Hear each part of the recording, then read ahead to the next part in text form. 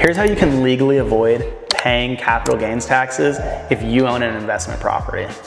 The 1031 exchange is an IRS exemption that has been around for ages, and it's actually relatively simple to take advantage of. What the 1031 exchange allows is whenever you sell your property, any cash that you would have gained from the sale of it, you can instead put into another property and avoid paying any capital gains taxes on that. Keep in mind, this is not an exclusion. You're really kicking those taxes down the road, but a lot of people do that and wait for a much more favorable tax environment politically, or they'll wait until they pass and they're able to transfer this to a loved one through a trust or some other tax advantage means. There are a few rules that you need to follow whenever you're doing a 1031 exchange. For a full breakdown of them, I highly recommend getting in touch with an experienced agent in that realm. However, we'll quickly go through the top two. Number one is the 45-day identification rule. Basically says that after you've closed on whatever property you're selling, you have 45 days to identify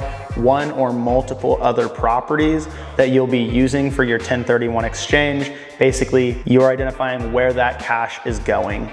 And this does need to be in writing before the 45 days are up. And the second rule is the 180-day closing rule. Seems pretty simple, more or less.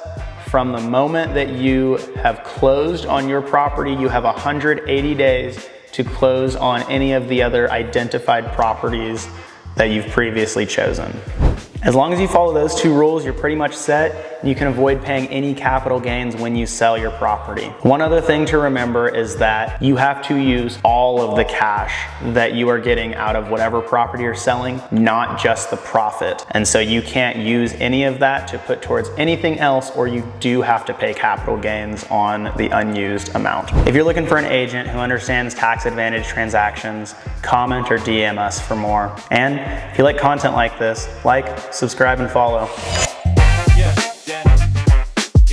Yo.